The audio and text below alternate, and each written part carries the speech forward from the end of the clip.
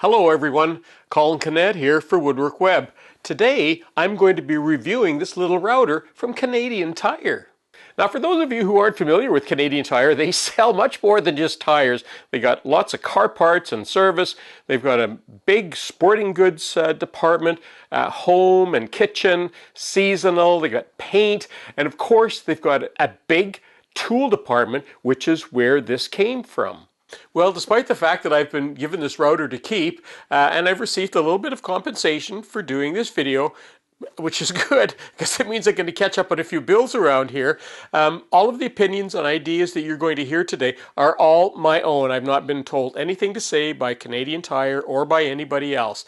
And this video should not constitute any legal or financial advice. Now, many of you who have been watching my videos for a while know I've already got some routers and I already have them set up in router tables and different things. So what I'm going to do with this, I'm going to pay it forward. At the end of this video, I'm going to be donating this router to a local woodworker guild that started up in my region not long ago.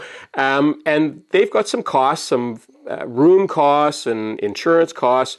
So they've got some financial struggles that they're working through, and they'll be able to use this as a fundraiser. And you know, all woodworking clubs do such good help for students and new woodworkers. It's just a little bit that I can do to help them out a little bit. You know, I get a lot of messages and emails from people wanting to know about all sorts of different routers. And to be honest with you, I just don't have the money to go out there and buy all those different routers to check out for everybody. So when somebody sends me a router that I can do a review on, I like to take advantage of that so that I can show you some of the things to look for in some of these tools. So the very first thing I like to do is to look at the box. And the first thing we look for is right over here. You'll notice that it's an 11 amp 2 horsepower. Now that's really good information because this tells you how powerful the router is.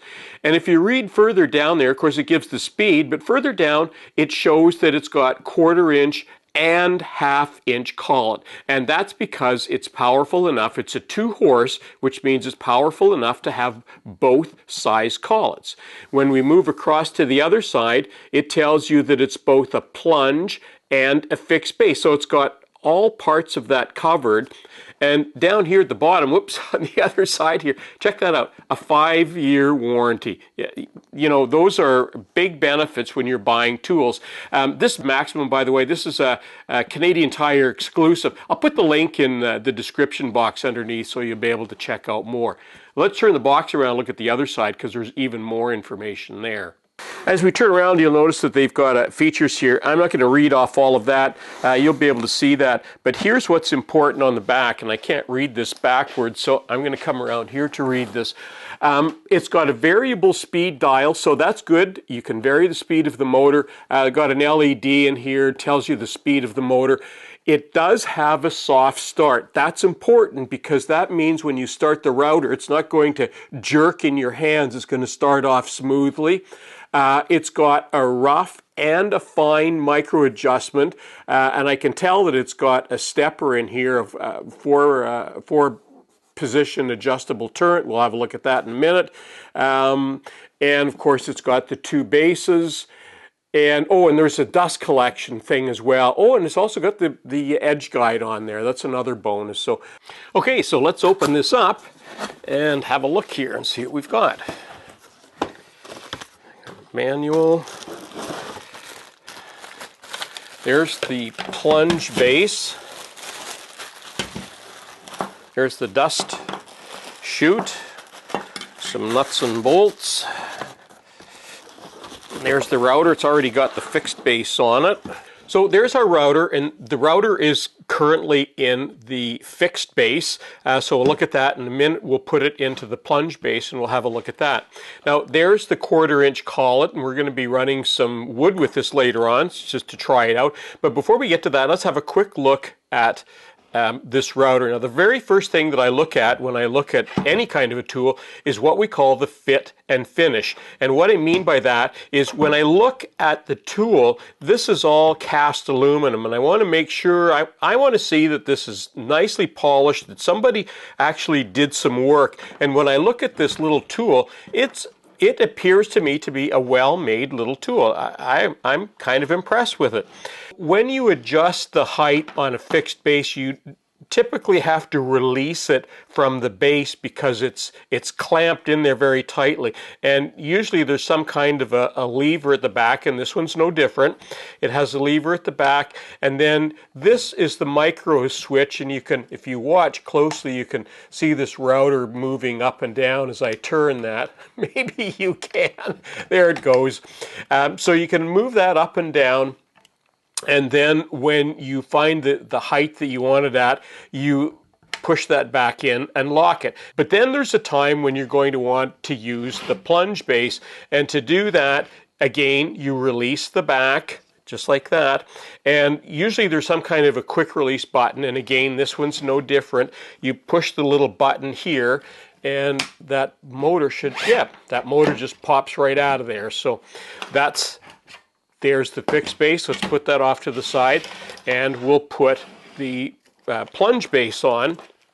And again, it just slides in, and you can position this wherever you think it's going to be best. I'll leave it down towards the bottom, and again, you need to lock that in place. And this is the plunge base. Now, what they didn't tell us on this plunge base anywhere in the box, it actually has a locking plunge base, and that's a really good feature.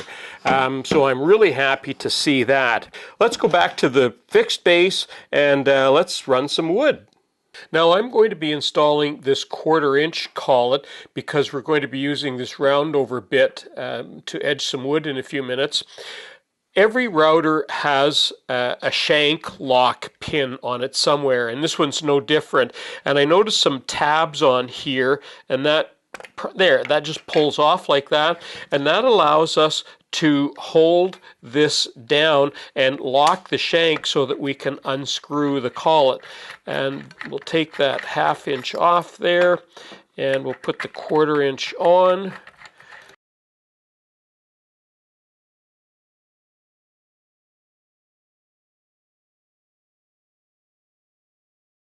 Okay, I'm going to be running some wood now, but this is not a training video on how to use a router. It's absolutely critical that you know and understand how to use the tools, that you wear good eye protection, hearing protection, and have good dust control, a dust mask and or dust collection. I'm going to be doing all of those, so you really need to make sure that you're working safely to avoid any kind of injury. So while it's in this position, it's plugged in. Let's do a test run right now, just to listen to the motor.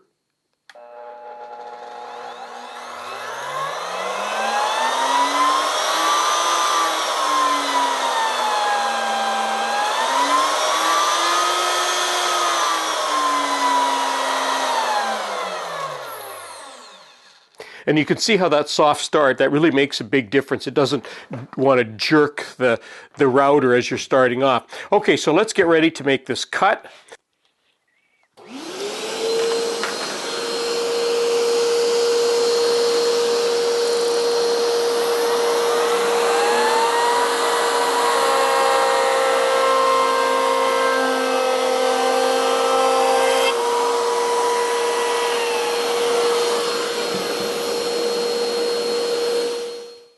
Well, and there's our round over from the little Canadian Tire router, and it did a good job. I particularly like the soft start. It starts up very nice and easy.